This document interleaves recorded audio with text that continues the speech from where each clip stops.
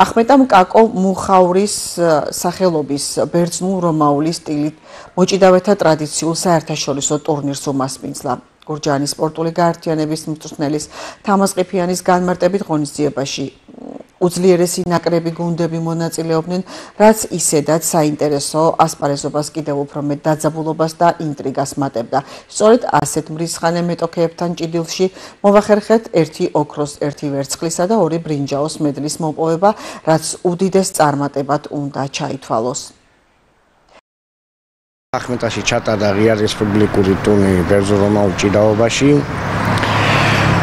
სადაც გურჯაანის ჩემო მოსწავლეებმა მიიღეს მონაწილეობა. უსხოეთიდანაც იყვნენ მოწვეული სტუმრები, სულ იყო 200-ის მონაწილე, შეჯიბრი ჩატარდა ძალიან დიდებულად.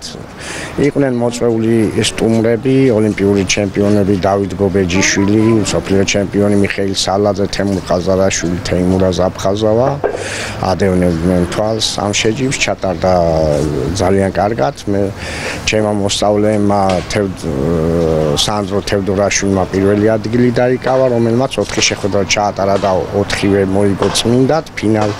ფინალში 30 წამში სუფთად გაიმარჯვა, ძალიან კარგია ეს მიღწეული შედეგი.